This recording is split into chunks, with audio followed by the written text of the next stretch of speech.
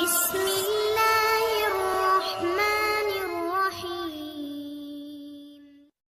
جو لوگ کمزور ذہن رکھتے ہیں ساری زندگی فیصلہ ہی نہیں ہوتا، کوئی ڈرتے رہتے ہیں، سہمے سہمے وقت گزارتے ہیں، اپنے آپ کو فکری یہ جو ایمان ہوتا ہے یہ بندے کو طاقتور کرتا ہے، بندہ مضبوط ہو جاتا ہے۔ مجھے بتائیے نا، جب ایمان پکا ہو کہ روزی دینے والا اللہ ہے تو پھر بندہ کسی مالدار آدمی کے پیچھے کبھی بھاگتا ہے، کبھی کسی بڑے آدمی سے ڈرتا ہے؟ جب اسے پتا ہو کہ عزت اور ذلت اللہ کے دست قدرت میں، پھر وہ سیاستیں، سازشیں یہ کام کرتا ہے۔ تو پہلے تو مضبوطی ایمان درکار ہمارے بچوں کے اندر، ہمارے مزاجوں کے اندر، جب تک وہ مضبوطی ایمان۔ حضرت مولا علی شیر خدا کرم اللہ تعالی وجہ ان کریم ایک دفعہ بڑے علیل ہو گئے، کمزوری آ جاتی ہے، بندہ بیمار ہو جاتا ہے۔ تو ہمارے ہاں بیمار لوگ بعض اوقات ایسا جملہ بولتے ہیں جو کفر کے زمرے میں چلا جاتا ہے۔ آپ پریشان ضرور ہیں، تکلیف میں ضرور ہیں، لیکن آپ بات وہی کریں گے جو شریعت اجازت دیتی ہے۔ حضرت علی شیر خدا شدید علیل تھے، ایک صحابی تیمارداری کرنے گئے تو حضرت مولا علی کا چہرہ دیکھ کے پریشان ہو گئے، کہنے لگے آپ تو بڑے سخت علیل ہیں، اللہ خیر کرے، اللہ تعالیٰ آپ کو صحت دے۔ تو حضرت علی کہنے لگے تو فکر نہ کر، مجھے اس بیماری سے کچھ بھی نہیں ہوگا۔ نے کہا کیوں؟ فرمانے لگے مجھے نبی پاک علیہ السلام نے فرمایا تھا علی اس وقت دنیا سے جاؤ گے جب داڑھی خون سے رنگین ہو جائے گی، تو اس کا مطلب ہے میں خنجر کے وار کے ساتھ شہید کیا جاؤں گا، میں بیماری سے دنیا میں نہیں جاؤں گا، میں یہ بیماری سے مجھے کچھ بھی نہیں ہوگا، اللہ مجھے شفا دے دے گا، چونکہ حضور نے فرمایا کہ ساڈے نبی دی زبان ساڈے واسطے قرآن۔ تو سب سے پہلے تو اپنے ایمان کے اندر، توکل کے اندر مضبوطی پیدا کرے۔ مسلمان دیکھو نا، نماز پڑھنے سے روزی میں برکت ہوتی ہے، تو پھر اس کا مطلب یہ ہے کہ جب ٹائم آئے نا نماز کا تو گاہک جتنے مرضی کھڑے ہوں پھر دکان بند کرنی چاہیے، پھر نماز پڑھنی چاہیے، کیونکہ روزی تو اللہ نے دینی ہے، گاہکوں نے تو دینی۔ تو سب سے پہلے ضروری ہے مضبوطی ایمان، توکل، اللہ کی ذات پر بھروسہ۔ آپ کبھی میدان کربلا کا پورا نقشہ اپنے سامنے رکھیں نا، دو چیزیں ہیں، امام حسین کو نظر آ رہا ہے اب شہادت ہو جائے گی، اتنی بڑی فوج آئی ہے، خدا کی حکمت کے تقاضے سمجھ میں آ رہے ہیں، حالات کیا ہوں گے سمجھ آ رہی، پر ایک لمحے کے لیے بھی ان کا توکل کمزور نہیں ہوا۔ اپنے رب پر جو مضبوط بھروسہ ہے، سیدہ طیبہ طاہرہ حضرت فاطمہ الزہرا رضی اللہ تعالیٰ عنہا اونٹ کے بالوں کی بنی ہوئی چادر اوڑھ کر چکی پیس رہی تھی۔ یہاں بیویاں بڑا روتی ہیں، غریبی بڑی ہے، بڑی غریب بھی ہے، حالانکہ اب کون بندہ پیبند والے کپڑے پہنتا ہے جی؟ اب تو بڑی مشکل سے وہ لوگ ملتے ہیں جو جوتا ٹوٹ جائے تو گانٹھ کے پہنے، ورنہ تو نئے جوتے آ جاتے ہیں۔ حضرت سیدہ پاک اونٹ کے بالوں کی بنی ہوئی چادر اوڑھ کے چکی پیس رہی تھی۔ نبی پاک صلی اللہ علیہ وسلم نے دیکھا، آنکھوں میں آنسو ضرور آئے، پر محبوب نے فرمایا فاطمہ دنیا میں تھوڑی سی تکلیف برداشت کرو، قیامت کی ساری عزت اللہ آپ کو ہی عطا فرمائے گا۔ تو توکل کی مضبوطی، اللہ کی ذات پر بھروسہ، اپنے رب کریم کے ساتھ امیدوں کا وابستہ کرنا، اس سے مضبوطی آئے۔ دوسرا فرمایا وَعَمِلُوا الصَّالِحَاتِ، بہترین عمل کیا جائے زندگی میں، نیک اعمال کیے جائے، وقت ضائع نہ کیا جائے، ہر وقت کوئی نہ کوئی کام بندہ کرتا رہے۔ یہاں بہت سارے لوگ ہیں جن کو لوگ نیک کہنا شروع کر دیتے ہیں نا، وہ سمجھ لیتے ہیں شاید ہم سچی مچی نیک ہیں۔ لوگ جو کہتے ہیں حضرت صاحب کی بلا، پیر صاحب کی بلا، میں یہ طالب علموں کو، دوستوں کو، بلکہ اپنے آپ کو بھی کئی دفعہ کہتا رہتا ہوں، اپنے آپ کو سمجھاتا ہوں کہ یہ لوگ تجھے کہہ رہے ہیں حضرت صاحب، یہ تو رات کو تو اپنے آپ سے پوچھنا، اپنے رب سے پوچھ، کبھی موقع ملے تو اپنی گریبان میں جھانک، غور کر کے تیری کیفیت کیا ہے، تنہائی میں تیرا دل اللہ سے جڑتا ہے کہ نہیں، عبادت میں دل لگتا ہے کہ نہیں، خدا کا خوف دل میں رہتا ہے کہ نہیں، غریب کی محبت، عزیزوں قربت والوں کا احساس طبیعت میں موجود رہتا ہے کہ نہیں۔ ویسے تو میرا مطلب ہے، لوگ کہہ دیتے حاجی صاحب آپ بڑے سخی ہیں، تو اس سے تو نہیں نا بندے نے سخی ہونا، سخی تو تب ہونا ہے جب اللہ کی بارگاہ میں مقبول ہوگا۔ اعمال صالحہ، نیک کام، اور وہ کرتا رہے بندہ، کوئی بھی کام اسے نیکی کا مل جائے نا۔ دیکھنا اپنا معیار ہر انسان نے بنایا ہوتا ہے کامیابی کا۔ کچھ لوگوں کا خیال یہ ہوتا ہے کہ بچے میرے پڑھ گئے، اپنی اپنی جگہ پہ سیٹ ہو گئے، میں اب بڑے سکون میں ہوں۔ کچھ کی رائے یہ ہوتی ہے کہ میں نے سب بچے بچیوں کا بیاہ کر دیا ہے، گھر میرا بن گیا ہے، اب میں بڑے آرام میں ہوں، قرار میں ہوں، سکون میں ہوں۔ تو اپنی اپنی رائے ہوتی ہے، لیکن حقیقت وہ ہے، اصل وہ ہے جسے اللہ کے قرآن نے بیان کیا۔ اللہ کریم نے فرمایا والعصر، اے محبوب علیہ السلام ہمیں آپ کے زمانہ مبارکہ کی قسم ہو، ان الانسان لفی خسر، فرمایا بے شک انسان خسارے میں، نقصان میں۔ اپنے تئیں کوئی دعویٰ کر لیتا ہے آپ دیکھتے ہیں کہ بہت سارے لوگوں کے دعوے اپنے اپنے ہوتے ہیں نا. کسی بھی طالب علم سے آپ پوچھیں پیپر دے کے آئے تو پیپر کیسا ہوا ہے تو کیا کہتا ہے؟ جب کینڈیڈیٹ الیکشن لڑتے ہیں تو رات کو جب وہ سوتے ہیں تو سارے جیت کے ہی سوتے ہیں. ان کو سب یہی کہتے ہیں کہ لوگ سارے تیرے ساتھ ہی ہیں.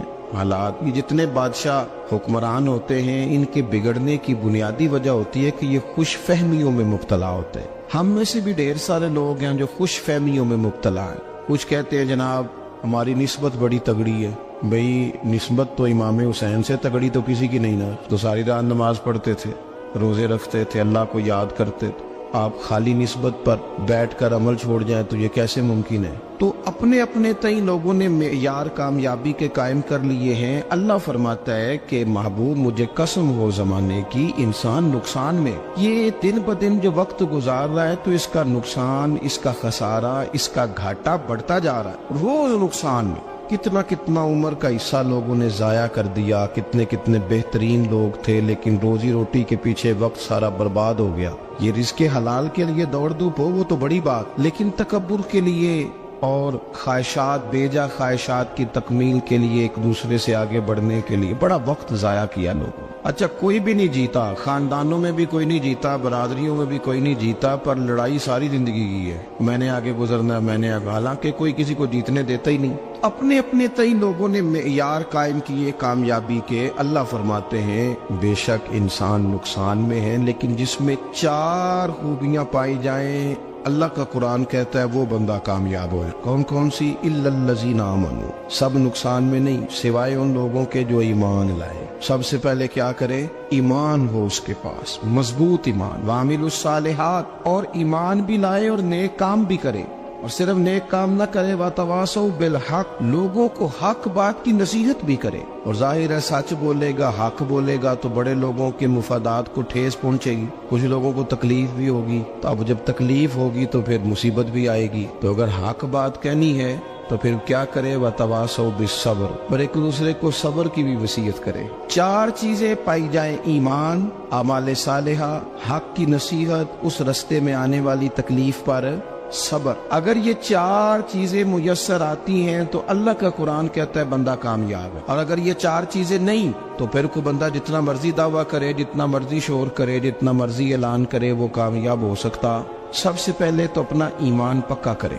یہ جو کچی پکی باتیں کرتے ہیں نا لوگ, مسلمان جو ہوتا ہے نا, مسلمان وہ لاوارث نہیں ہوتا, وہ وارث والا ہوتا ہے. اس کا رب ہر وقت اپنی رحمت سے اس کی حفاظت کرتا ہے. مسلمان ہر وقت نبی پاک علیہ السلام کے نگاہ کرم میں رہتا ہے. اسے کمزور باتیں نہیں کرنی چاہیے کہ میرے کو پیچھے چڑھ گیا تو پتہ نہیں کیا ہو جائے گا, برادری مخالف ہو گئی تو پتہ نہیں کیا ہو جائے گا, سچ بول دوں گا تو لوگ پتہ نہیں مجھے مار دیں گے. ایسا ہو نہیں سکتا. چھری حضرت ابراہیم چلائے بھی نا تو حضرت اسماعیل کے حلق پہ چلنا اس نے تب بھی ہے جب اللہ حکم کرے گا. تو اللہ کی حکمت ہوگی, حکمت الہی ہوتی ہے تو کوئی کام ہوتا ہے, ورنہ ہوتا. تو اپنی طبیعت میں مضبوط ایمان, توکل, اللہ پہ بھروسہ, مضبوطی افکار کی, کچی باتیں نہیں. دیکھو نبی پاک صلی اللہ تعالی علیہ وسلم نے فرمایا نیکی کو کبھی حقیر نہیں سمجھنا, کبھی حقارت سے نہیں نیکی کرنی کہ یہ بڑی چھوٹی ہے تو میں اس کو کروں. اب فرمایا کبھی حقیر نہ سمجھنا, نیکی کا کام جو بھی ملے کر دینا. فرمایا اگر بھائی سے مسکرا کے ملو گے بنا تو اس پر بھی اللہ تمہیں صدقے کا ثواب عطا کرے گا. ہم تو اس دین سے کے ماننے والے ہیں جو کہتے ہیں تو گلی سے روڑا اٹھا دے, کانٹا اٹھا دے, کسی کی تکلیف دور کر دے, کسی اس پر گنجائش کر دے, کسی کے لیے آسانی کر دے. جو بھی خیر کا کام میسر آئے پورے دن میں اسے چھوڑے نہیں. صبح گھر سے نکلے, وہ ایک صحابی تھے, غالباً تابعی تھے, تو بازار جاتے اپنے غلام کے ساتھ تو سارا بازار گھوم کے واپس آ گئے. خادم نے کہا جناب کو نہ کوئی خریدا نہ کچھ بیچا. تو آپ سارا بازار گھوم کے آ گئے. فرمانے لگے تیرا کیا خیال ہے؟ میں نے کچھ بھی نہیں کیا. کہا جناب پھر کیا کیا ہے؟ فرمانے لگے تم نے دیکھا جو بندہ بھی گزرا میں نے اس کو کہا السلام علیکم, تو کتنی کو نیکیاں میں جمع کر کے آ گیا ہوں.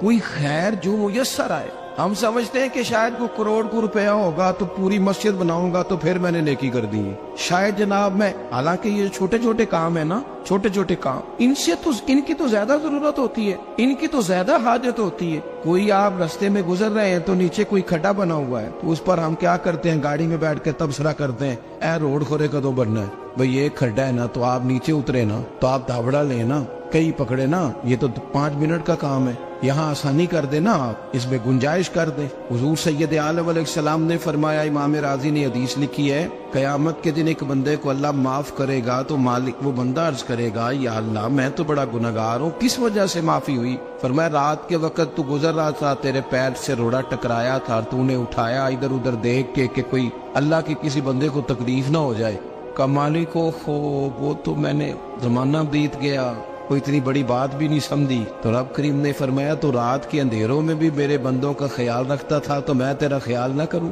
کوئی عمل ہمارے ہاں لوگ کوئی کام نہیں کرتے، بالکل نہیں، کوئی کام نہیں، نہ بڑے نہ چھوٹے نہ سمجھدار نہ ان پڑھ، کچھ بھی نہیں، نشستن گفتن برخاستن، بیٹھو راج کے گپے مارو، تبصرے کرو، فلانا کچھ نہیں کر رہا، فلانا کچھ نہیں کر رہا، اس کے بعد اٹھ کے چلے جاؤ کہ کچھ کریں۔ وعاملوا الصالحات، نیکیاں جمع کریں زندگی میں، خزانہ بنائیں، خزانہ، اپنی ڈیوٹیاں اپنی ذمہ داریاں پوری کریں، ہر وقت کام، ہر وقت ذمہ داری، ہر وقت ڈیوٹی۔ لیکن نا امام حسن اور حسین، ان کی آپ کبھی زندگی کا مطالعہ کریں، فرض نماز کے علاوہ 100 رکعت نماز نفل روز پڑھنی ہے، پتہ کرنا ہے غریب کہاں کہاں ہیں، ان کا خیال رکھنا ہے، اور نیرے پیسے نہیں دینے۔ ہمارے لوگ غریبوں کو پیسے ضرور دیتے ہیں، عزت نہیں دیتے، ان کو 4 پیسے کی مدد ضرور کر دیتے ہیں، پر عزت نفس کا خیال نہیں رکھتے۔ امام زین العابدین رضی اللہ تعالیٰ عنہ فرماتے ہیں، گزر رہے تھے، آپ دیکھیں نا، امام غزالی حدیث لائے ہیں کہ بندہ اور کچھ نہ کرے، کسی مومن کا دل راضی کر دے تو اللہ 60 سال کی نفلی عبادت کا ثواب عطا کرتا ہے۔ دل بدستاور کی حج اکبر است، از ہزارہ کعبہ یک دل بہتر است۔ کسی کا دل خوش کر دینا،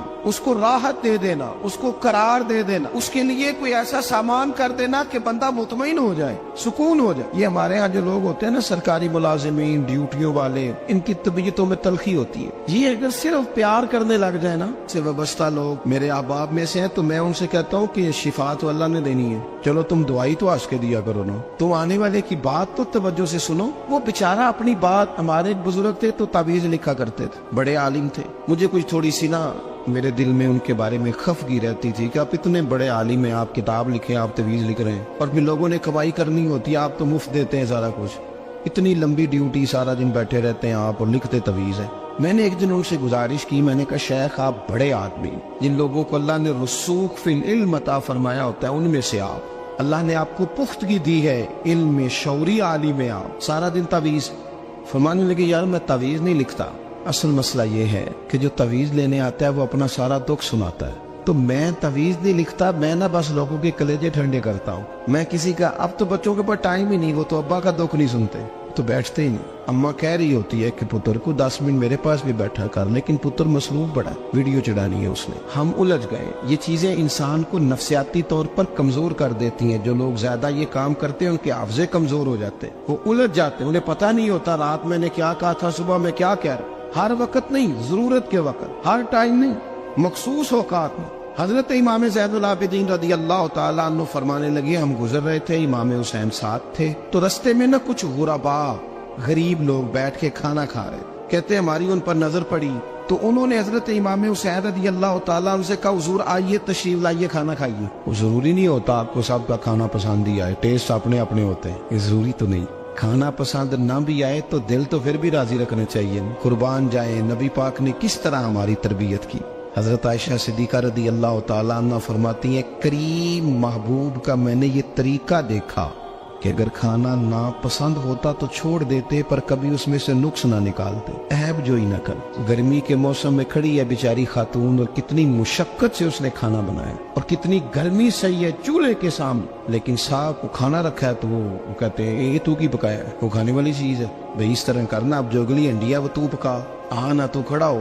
یہ پتہ چلی یہ کام کتنی مشقت کا ہے۔ زندگی میں کچھ تھوڑا سا دوسروں کا خیال رکھنا، یہ بھی تو دین کا حصہ ہے۔ آپ اپنی زندگی میں ہمیشہ اپنے لیے سوچیں، کسی اور کا سوچیں ہی نہ۔ تو میرے عزیز یاد رکھیں گے آپ، امام زین العابدین کہتے ہیں نبی پاک صلی اللہ تعالیٰ علیہ وآلہ وسلم نے نا حضرت امام علی مقام کی، امام حسن اور حسین کی اس طرح سے کچھ تربیت فرمائی تھی کہ غریب پروری ان کے اندر رچ بس گئی۔ مزاج بن گیا. وہ غربا بیٹھے تھے دسترخوان بچھائے سڑک کے کنارے, تو امام حسین گزرے تو انہوں نے آواز دی. امام صاحب روک گئے, کہنے لگے حضور تھوڑی روٹی نہیں کھا لیتے ہمارے ساتھ. تو امام صاحب آ گئے, نیچے بیٹھ گئے غریبوں کے ساتھ. کوئی جرت کرے نا, چلو امیروں نے تو غریبوں کے ساتھ بیٹھنے کی جرت نہیں کرنی, کوئی پیر ہی بیٹھ جائے غریبوں کے ساتھ, وہی مہربانی کر دے کہ میں پیر صاحب ہوں قبلہ ہوں تو میں ہی چلو لنگر کھا لوں مریدوں کے ساتھ بیٹھ کے. ہماری تو محفلوں میں بھی نا جی نعت خانوں کا, مولویوں کا, دوسروں کا کھانا اور ہوتا ہے, اور غریب آدمی کو شاپر میں چاول ڈال کے دیتے ہیں, ساتھ اسے کہتے ہیں یہ لنگر شریف ہے. بھئی اگر یہ شریف ہے, تبرک ہے, تو اے پیر صاحب نو نہیں سی لنگدا, اڑتا ہے گلے میں لنگر ان کو. یہ لنگر شریف جو ہے یہ نعت خان کو بھی تو گزرنا, تبرک ہے کہ نہیں؟ ہاں نہ تو کرو نا, تو جیڑی زیادہ تبرک والی شے ہے وہ پیراں نو بھی تو کھانی چاہیے نا. نعت خان کو اس کے لیے لہدا سے مرغ مسلم اعلیٰ کھانے. میں اکثر دوستوں سے کہتا ہوں چلو میلاد شریف پہ صحیح سب کے لیے اچھا کھانا پکاؤ. چلو جس غریبوں کے بچوں کو بیچاروں کو سارا سال وہ بوٹیوں کے لیے لڑتے ہیں, تم میلاد پہ اچھی روٹی پکا دو, تو بچہ جب کھائے گا نا بہت ساریاں بوٹیاں اور چاول, اور اپنے ابا سے پوچھے گا کہ ابا جی آج کی گل ہے, تو ہو سکتا ہے غریب باپ روئی پڑے اور اسے کہے پتر تو آج راج راج کے کھاج ساڈے نبی پاک دا میلاد شریف. تو امام حسین رضی اللہ تعالیٰ عنہ نا آ کے غریبوں کے بیچ بیٹھ گئے زمین پہ. انہوں نے کہا کھائیے, تو وہ جس طرح وہ کھا رہے تھے نا سادے برتنوں میں امام حسین کھانا کھانے لگ گئے. میں نے کہا خیر کا کام کوئی بھی ملے اسے ضائع, چلو اور کچھ نہیں کر سکتے تھے, کسی کو سڑک ہی پار کرا دے نابینا کو, چلو اور کچھ نہیں کر سکتے, تو آپ کو پتا ہے کہ سامنے والا بوجھ لے کے گزر رہا ہے, آپ تھوڑا سا ہٹ جائیں روڈ سے, اسے گزر لینے دیں. کوئی تو کام زندگی میں کوئی ارادہ تو خیر کا بندہ کرے. امام حسین بیٹھ گئے, ان کے ساتھ روٹی کھائی, تھوڑی دیر کے بعد اجازت لی, فرمایا جاؤں؟ کہنے لگے حضور اور کھائیے. فرمانے لگے میں تو ابھی روٹی کھا کے آیا تھا اور آج تک ایسا نہیں ہوا کہ دوبارہ کھانا کھاؤں, ایک لقمے کی بھوک نہیں تھی, جتنا بھی کھایا ہے نا یہ تمہارا دل خوش کرنے کے لیے کھایا ہے. غرباء مساکین کی وعامل الصالحات, ایماندار بندہ ایمانداروں جیسے کام کرتا ہی اچھا لگتا ہے. 25 حج کیا امام حسن اور حسین نے مدینے سے مکے پیدل جا کے. میں کہتا ہوں چلو ہم باجماعت نماز ہی پڑھ لیا کریں. چلیں, حضور صلی اللہ علیہ وسلم نے فرمایا فجر کی نماز پڑھ کے بیٹھ جاؤ, اشراق چاشت تک اللہ کا ذکر کرو, 2 نفل اشراق کے 2 چاشت کے پڑھ لو, اللہ 2 حج اور 2 عمرے کا ثواب عطا کر دے گا. مشکل کام تو نہیں. اہل بیت نے ہمیں سبق یہ پڑھایا ہے, حضور کے اصحاب نے ہمیں سبق یہ پڑھایا. تیسری بات فرمایا وتواصوا بالحق, صرف یہ نہیں کہ تم نماز پڑھ کے تو بیٹھ جاؤ, تم نے نا بے نمازی کو نماز کی دعوت بھی دینی ہے. مظلوم پر ظلم ہوتا رہے اور کونے میں چپ کر کے بیٹھے نہیں رہنا, بلکہ اگر ہاتھ پکڑا جا سکتا ہے تو ظالم کا ہاتھ پکڑنا ہے. نبی پاک علیہ الصلوۃ والسلام نے فرمایا اپنے بھائی کی مدد کرو چاہے وہ ظالم ہو یا مظلوم ہو, بھائی کی مدد کرو چاہے ظالم ہو یا مظلوم ہو. تو صحابہ نے عرض کی یا رسول اللہ صلی اللہ تعالی علیہ وسلم یہ مظلوم کی مدد تو سمجھ میں آتی ہے, یہ ظالم کی مدد کیسے کریں؟ نہیں سمجھ آ رہی ہے آپ کو بات؟ یا رسول اللہ صلی اللہ تعالی علیہ وسلم مظلوم کے ساتھ کھڑا ہونا تو ہماری عقل میں آ گیا, تو ظالم کی مدد کیسے کرنی ہے؟ نبی پاک صلی اللہ تعالی علیہ وسلم نے فرمایا ظالم کو ظلم کرنے سے روک دو, تم نے اس کی مدد کر دی, اسے باز کرو. لیکن ہم تو اتنی جرت ہی نہیں رکھتے بدی کو بدی کہنے کی, اتنی طاقت ہی نہیں ہوتی. جھوٹ کو جھوٹ کہنے کی ہمت, ہمارے گھر میں سارا کچھ ہو رہا ہوتا ہے, ہمیں پتا ہوتا ہے کہ فلاں جگہ پہ ہمارا قبیلہ ہماری برادری غلط ہے, پر اتنی جرت کرتے. ہم سچ بولتے ضرور ہیں پر دوسروں کے بارے میں, اپنے بارے میں سچ بولنے کو تیار نہیں ہوتے. جرت کا مظاہرہ کریں, زندگی میں حق کو حق کہنا سیکھیں, غلط کو غلط کہنا سیکھیں, جھوٹ کو جھوٹ کہیں, بدی کو بدی کہیں, سچائی کا ساتھ دیں ہمیشہ. ہم نے جب تک دیکھو نا ظلم ہوتا رہے, زیادتی ہوتی رہے, اپنا دروازہ اندر سے بند کر لو, پتر باہر نہ جانا. کیوں جی؟ باہر اس پہ ظلم ہو رہا ہے, ان کے گھر آگ لگی ہے, کوئی ہمارے گھر تو نہیں نہ لگی. یاد رکھنا پڑوسیوں کی آگ نہ بجھاؤ گے تو اپنے گھر بھی آ جائے گی. اگر مظلوم کا ہاتھ نہیں پکڑو گے تو ظالم دلیر ہو جائے گا. اور ہمارے جتنے بھی بزرگ گزرے انہوں نے ظالموں کو ظالم کہا. امام احمد بن حنبل نے جیل کاٹی, امام اعظم ابو حنیفہ نے جیل کاٹی. آج کل لوگ کہتے ہیں مولانا صاحب آپ نے نا جناب غلط کو غلط نہیں کہنا, سیاست کی بات نہیں کرنی. کیوں جی؟ کس لیے نہیں کرنی؟ سیاست تو تدبیر کا نام ہے. بنو اسرائیل میں جتنی بھی تدبیر ہوتی تھی وہ سارے انبیاء کیا کرتے تھے. کیوں نہ بات کریں؟ یہ جن کرسیوں پہ آج تم نے ظالموں جابروں کو بٹھایا, یہ کرسی تو حضرت ابوبکر صدیق جیسے لوگوں کی ہے, یہ تو حضرت عمر جیسے لوگوں کی سیٹ ہے, حضرت عثمان غنی جیسے لوگوں کا کام ہے. مولا علی جیسے لوگوں کا کام ہے غلط جگہوں پہ غلط لوگ بٹھا دی اور پھر جھوٹے کو جھوٹا بھی نہ کہے، ظالم کو ظالم بھی نہ کہے۔ ہم سے نہ رقم ہوں گے قصیدے یزید کے، کیونکہ ہم لوگ تو حسین کے سیرت نگار ہیں۔ یہ کیا بات ہوئی، آپ سچی بات ہی نہ کریں، کلمہ حق کہیں، ہمیشہ کھری بات کہیں، سچی، گرچہ اپنا نقصان ہو، حق کے ساتھ کھڑے ہونا سیکھیں۔ وتواصوا بالحق، ساری آسانی تھی، امام حسین کو کوئی مسئلہ نہیں تھا، آرام سے بیٹھے تھے۔ آج کتنے موجوں میں بیٹھے ہیں، پیر صاحبان، مولوی صاحبان، خطیب صاحبان، سیاستدان، وڈیرے، موج لگی ہوئی ہے، کسی کو کچھ نہیں کہنا، کچھ کہیں گے تو پھر بندے مخالفت کریں گے۔ تو امام حسین مسجد نبی میں جمعہ پڑھاتے تھے، چپ کر کے بیٹھے رہتے، حضور سید عالم علیہ السلام کے مزار انور کے پاس بیٹھے تھے، بیٹھے رہتے۔ لیکن امام حسین نے فرمایا ظالم حکمران بنے تو وہ قوموں کو تکلیف دیتے ہیں، وہ ملی نقصان کرتے ہیں، وہ امت کا چہرہ مہرہ بگاڑ کے رکھ دیتے ہیں، لہذا کھڑے ہونا پڑتا ہے، کلمہ حق کہنا پڑتا ہے، الہ کلمت الحق کے لیے نکلنا پڑتا ہے۔ آپ اپنی زندگی کے اندر سچی بات کرنا سیکھیں۔ الیکشن کے دن آ گئے، میرے ایک بڑے محبت والے ساتھی تھے، وہ آ گئے ووٹ کے لیے۔ ویسے بھی یہ جو بیماری ہمارے ملک میں نا جی، ہمارے ہاں حکمران بعضوں کا کہتے ہیں اوے ہو جی جمہوریت بڑی ضروری ہے۔ وہ بھی کس مصیبت کا نام ہے جمہوریت؟ اقبال تو کہتے ہیں کہ یہ وہ چیز ہے کہ جس میں پتہ ہی کوئی نہیں ہوتا، پڑھے لکھے ان پڑھ کا، چھوٹے اور بڑے کا، سیانے اور بیوقوف کا۔ جمہوریت وہ طرز حکومت ہے کہ جس میں بندوں کو گنا کرتے ہیں، تولا نہیں کرتے رہتے ہو ہر وقت۔ قوم کو اس کا حق ملنا چاہیے، غریب کی مدد ہونی چاہیے، انصاف ملنا چاہیے۔ باقی یہ تمہاری کہانیاں ہیں ڈکٹیٹرشپ اور جمہوریت، اور ہمیں تمہاری سمجھ بھی نہیں آتی۔ ہر ڈکٹیٹر کے ساتھ ہوتے ہو، باتیں جمہوریت کی کرتے ہو، جہاں تمہارا دل کرتا کھڑے رہتے ہو۔ ہمیں تو کوئی اس سے غرض نہیں، کام ہونا چاہیے، بلکہ جو لوگ قوت نافذہ رکھتے ہیں انہیں سمجھنا چاہیے کہ ملک کی بھاگ دوڑ ہمیشہ مضبوط ہاتھوں میں رہے، اور وہ اس طرح کا نظام وضع کریں، مل بیٹھے سارے ادارے کہ غریب کی سنی جائے۔ وہ مجھے بڑی اچھی طرح یاد ہے جب وہ ایک حکومت ختم ہوئی اور جو ایک فوجی رہ کے گئے تھے 11 سال، ان کی حکومت آئی تو میں باہر نکلا تو ایک بزرگ تھے، وہ صبح صبح ناشتہ بیچا کرتے تھے ہمارے علاقے میں، چاول اور چنے بنے۔ تو میں نے ان سے کہا بزرگوں پتہ لگا جی رات دی حکومت بدل گئی ہے۔ تو فرمان لگے پتر جیڑا مرضی بھی آ جائے، میں تو یا چاول بیچ کے روٹی کھانی، ہمیں تو ان سے غرض ہی نہیں، اللہ جانے کون آیا کون گیا، تو کھیل تماشا بنایا ہوا ہے۔ تو جھوٹے کو جھوٹا کہیں۔ میرے ایک دوست ہیں الیکشن لڑتے ہیں، مجھے ایک دفعہ آ کے کہنے لگے آپ نے کبھی ووٹ نہیں ڈالا، اس دفعہ ضرور ڈالیں۔ میں نے کہا نہیں ڈالتا میں۔ کہنے لگے ووٹ قوم کی امانت ہے، تو میں نے کہا امانت کسی بے ایمان کو دے دوں؟ امانت تو امانت دار کو دی جاتی۔ نہیں سمجھے آپ بات؟ یہ سارے کہتے ہیں نا ووٹ قوم کی، تو امانت کس کو دینی چاہیے؟ صحیح بتاؤ۔ چلو ہوں تسی بولنا نہیں، بس دل وچ گل رکھنی، دل وچ دیندے ویسے امانت داروں نہیں ہونا۔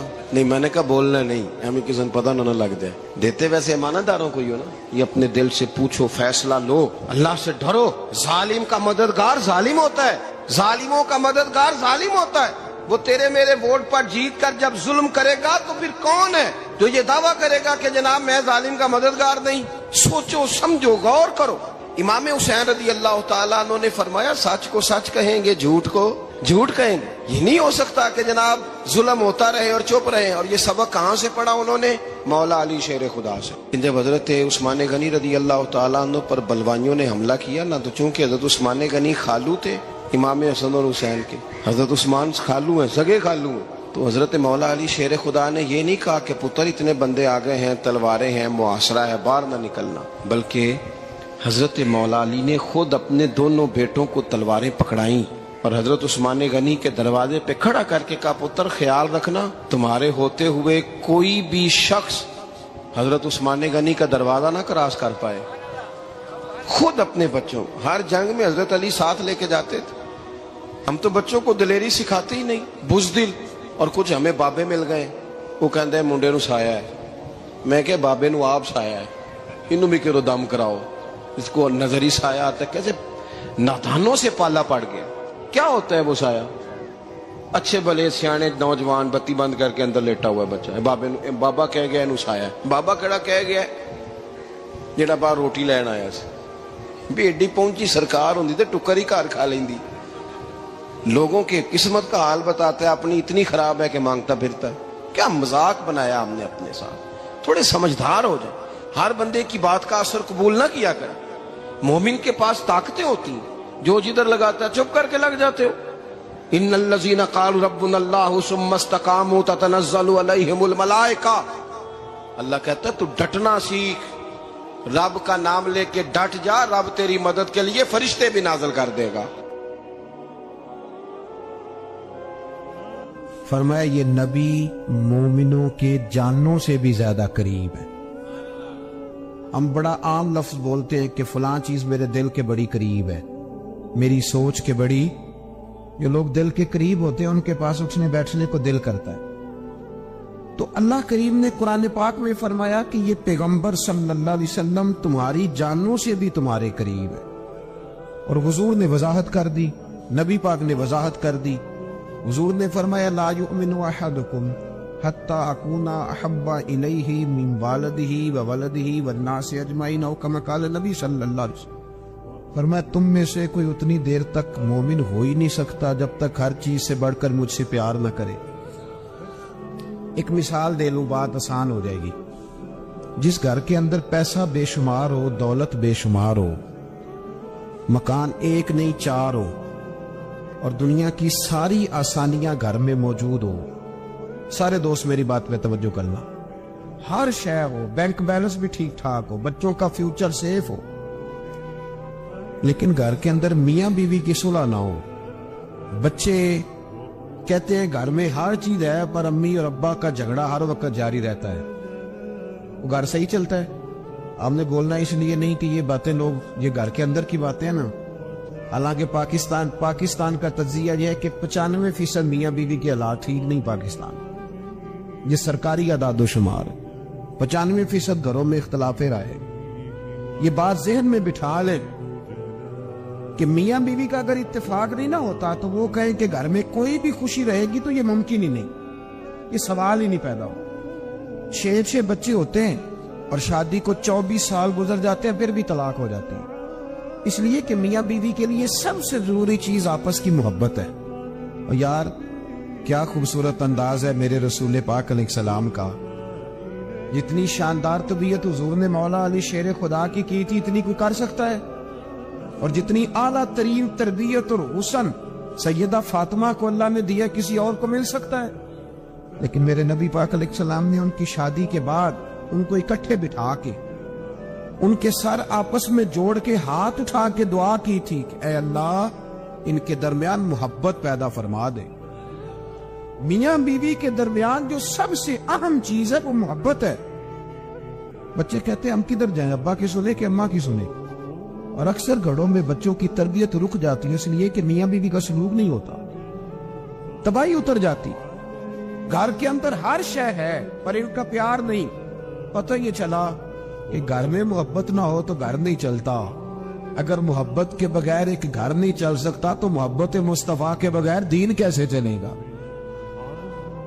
گھر نہیں چلتا میرے بھائی، ٹوٹ جاتا ہے، بکھر جاتا ہے۔ سارا کچھ ہونے کے باوجود میں نے مردوں کو روتے ہوئے دیکھا ہے، عورتیں تو روتی ہیں، میں نے مردوں کو